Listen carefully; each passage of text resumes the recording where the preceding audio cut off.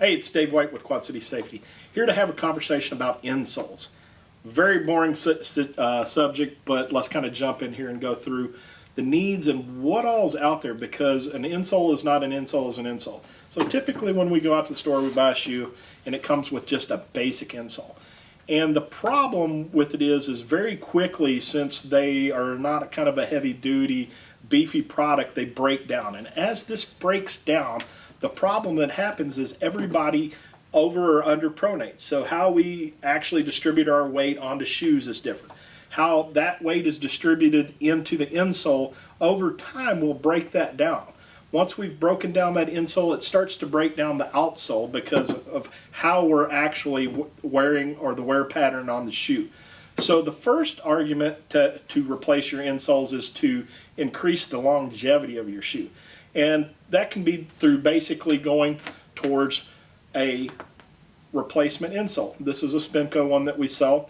And actually, if we kind of flip this over and take a look at it, you can see it's a lot more beefy. And not only beefy, but there's comfort features and other things that are integrated into this insole that don't come with the factory insole.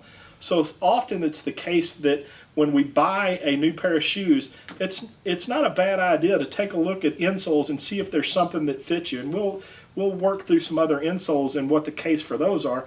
But as we can see, we have kind of a more padding on the strike pad on the heel. There's more cushion or more support in the insole.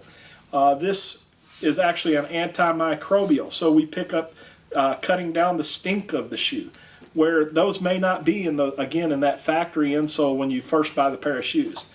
If we kind of blast to the other side of the equation, we're going to end up in kind of almost a doctor prescribed, like a lot of people need an orthotic. So these are people that have plantar fasciitis. They may have issues with flat feet, maybe a high arch.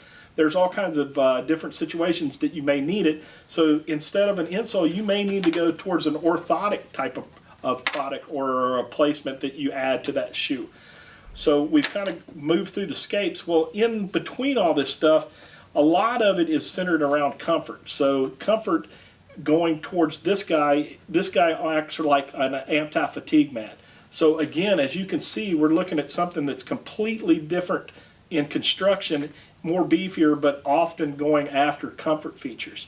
Well, in safety has some other caveats in it. We can have shoes that are either EH rated or ESD rated. So that brings in the need for specifically an ESD insole.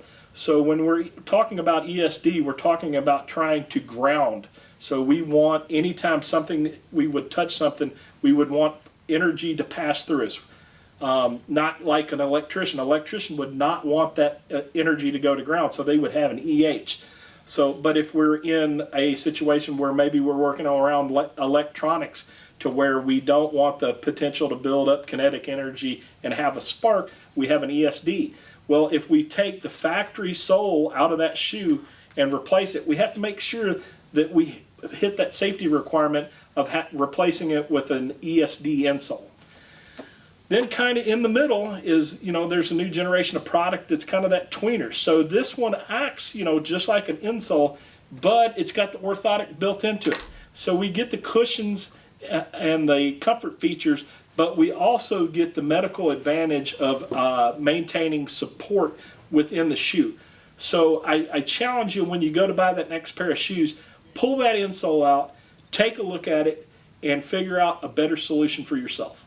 We covered a lot there. So you may have questions where you need us to kind of help you pick that out.